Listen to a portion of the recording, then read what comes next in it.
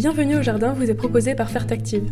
Des engrais solubles pour votre potager, vos plantes fleuries et votre verger. Retrouvez nos produits en jardinerie spécialisée et sur www.fertactive.com. Fertactive, l'essayer, c'est l'adopter. Prendre soin de son jardin n'a jamais été aussi facile avec Oriange 3 en 1, la nouvelle innovation Solabiol. Grâce à la technologie de l'hydrodistillation, Oriange 3 en 1 utilise toute la puissance de l'huile essentielle d'orange. Sa formulation permet de combattre efficacement les insectes, les acariens et les maladies en neutralisant leurs cellules. Oriange 3 en 1, c'est le geste simple pour prendre soin de son jardin. Insectes, acariens et maladies, un seul produit et c'est fini.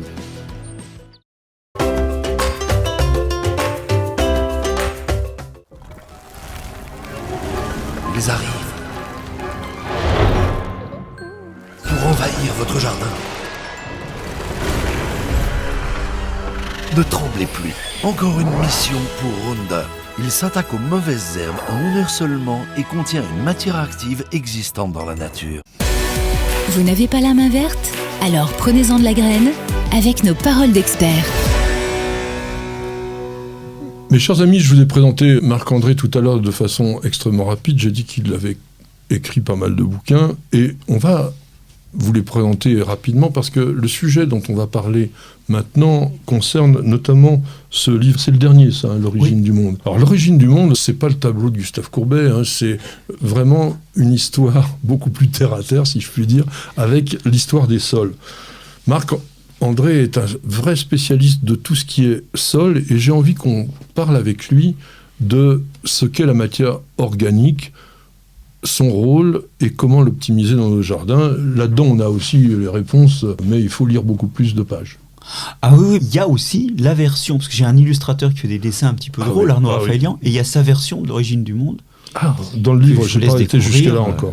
Oui, c'est vers la fin. Il faut un peu de temps pour le lire, parce qu'il est très très dense, hein, ce livre-là, mais tous les livres de Marc-André sont des livres, je dirais, un peu savants, mais accessibles. Il les a écrits pour que le public découvre des choses, et pratiquement, je veux dire, à chaque page, on apprend des trucs. Alors là, on va essayer d'apprendre des choses avec lui.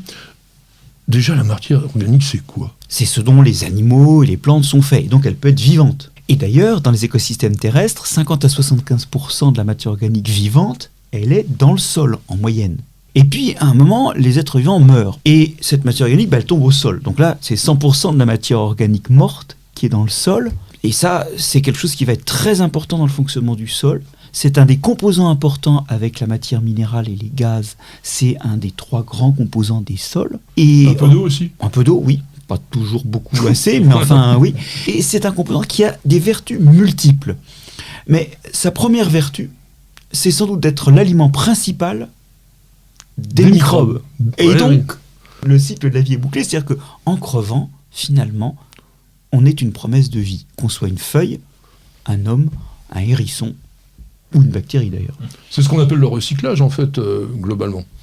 Alors non seulement ces organismes vont se développer en consommant ça, mais ils vont se développer comme vous et moi quand on mange, quand on respire. Une partie de la matière qu'on prend, on ne grossit pas de tout ce qu'on mange. La plus grande partie, on la respire, c'est-à-dire qu'on la fait réagir avec l'oxygène pour dégager de l'énergie, exactement comme un feu. Sauf que c'est un feu qui est canalisé, l'énergie est récupérée. Et vous savez, quand on fait un feu, ça émet du CO2. Bon, la respiration, le sol émet du CO2. Et ça permettra aux plantes de continuer à photosynthétiser après.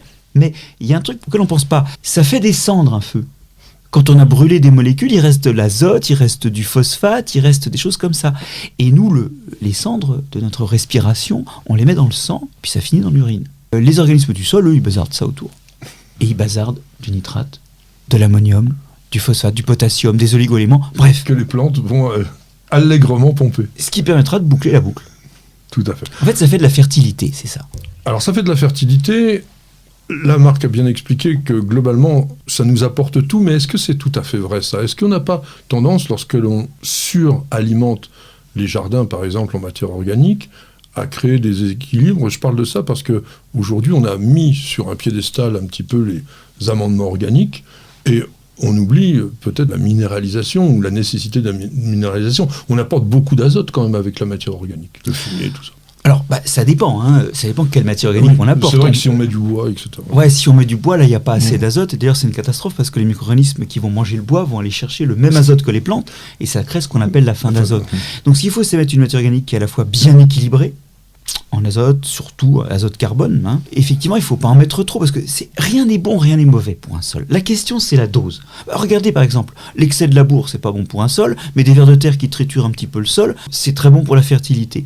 Donc, c'est comme tout, il faut en mettre une dose suffisante et surtout, il ne faut pas mettre une matière organique qui se décompose trop vite parce que elle a un rôle en attendant de se décomposer, la matière organique. Elle a un rôle, triple. Premier rôle, elle retient l'eau. Donc ça fait partie des choses qui permettent des réserves en eau du sol et dans un pays comme une éponge naturelle. Exactement, comme le coton. Voilà. Et ça dans un pays où les étés sont de plus en plus secs, c'est important. La deuxième chose, c'est que, vous savez, je dis souvent à mes étudiants que c'est comme la morve. La matière organique dans le sol, c'est comme la morve. Ça retient bien l'eau.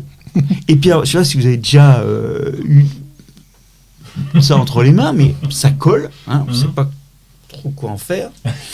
Et en fait, ça colle les morceaux de sol. Donc, c'est un agent anti-érosion. Ça, c'est le deuxième rôle. Ouais, c'est ça. Effectivement, ça a des propriétés de ce type-là. Ça colle les morceaux de sol. Et notamment, ça colle quand il y a des trous, les petits morceaux qui sont au sommet du trou. C'est ce qu'on appelle le complexe argilo-humique ? Pas encore. Ça, c'est juste le fait qu'en collant les morceaux, on stabilise les trous. Et c'est les trous qui, soit sont des trous où circule l'air et l'eau, soit sont des trous tellement petits qui retiennent l'eau. Donc ça stabilise la porosité du sol. Et puis la troisième chose, c'est que cette matière organique, éventuellement en interaction avec l'argile ou tout seul, ça dépend des cas, elle retient les ions du sol, l'ammonium, le potassium, des choses comme ça. Elle retient la fertilité et l'empêche de partir avec l'eau. Donc ça fait quand même beaucoup. Quand on n'en met pas assez, les sols dysfonctionnent. Mais quand on en met trop, c'est comme tout, ça peut ne pas être équilibré. Oui. Mais on est quand même capable de cultiver des plantes dans rien, donc c'est très utile dans le sol par rapport à la structure de nos jardins. La plante, elle peut s'en passer. La plante, elle n'exploite pas directement la matière organique. Un détail près, c'est que dans un sol purement minéral, la plante, elle va commencer à avoir des racines qui sont dans un milieu séchant. Elle va avoir à sécréter énormément de matière organique. Ça, c'est ce qu'on appelle la rhizodéposition. C'est 10 à 40% de la photosynthèse finit balancée dans le sol autour de la racine pour éviter les mauvais microbes, structurer le sol.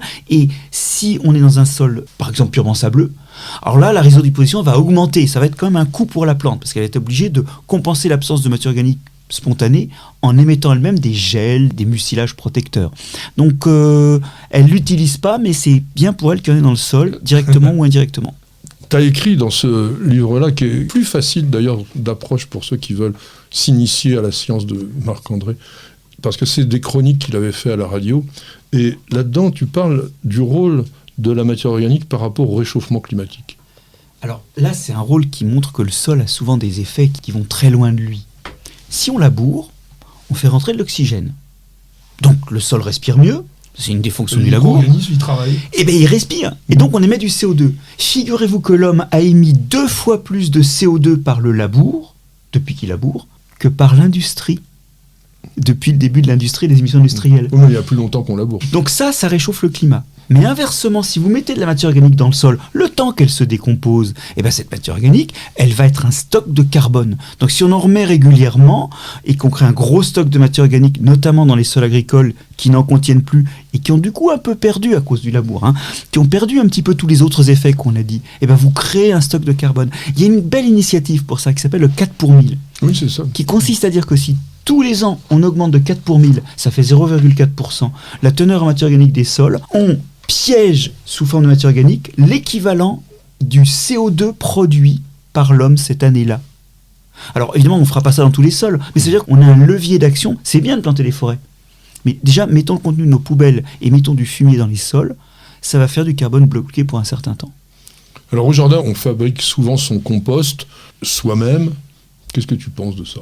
Le compost, il a 2 intérêts. Il réduit le volume de la matière organique, mais ça veut dire qu'il y a de la respiration, donc on perd du carbone, donc on perd de la matière organique finalement. Si on peut mettre la matière organique directement sur le sol, ça peut être mieux, surtout si on a des vers de terre qui l'enterrent rapidement, puisqu'ils font leur turicule. Il faudrait mettre par exemple... Je te coupe, mais le compostage de surface, c'est ce que tu es en train de me dire, c'est parfait. C'est mieux parce qu'on garde plus de carbone dans la matière organique.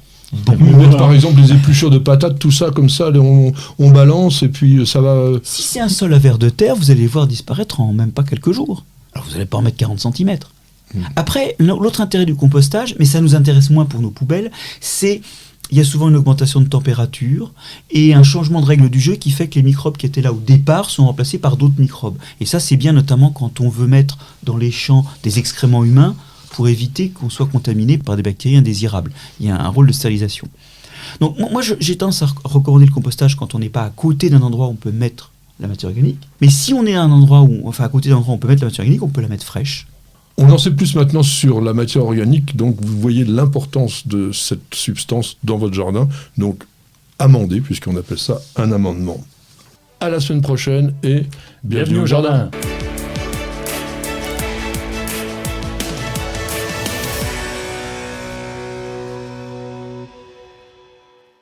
Vous avez écouté Bienvenue au jardin avec Fertactive. Des engrais solubles pour votre potager, vos plantes fleuries et votre verger. Retrouvez nos produits en jardinerie spécialisée et sur www.fertactive.com. Fertactive, l'essayer, c'est l'adopter. Vous appréciez nos vidéos, vous regardez régulièrement nos émissions Découverte Jardin et Jardiner, ça fait du bien. Alors n'hésitez surtout pas à vous abonner. Il suffit de cliquer sur la cloche et vous serez tenu au courant de toutes nos mises en ligne et ceci totalement gratuitement. Et sachez également qu'il existe un site internet sur lequel il y a énormément d'informations, de réponses à vos questions de dictons et de citations. Alors www.newsjardin.tv, c'est la bonne adresse.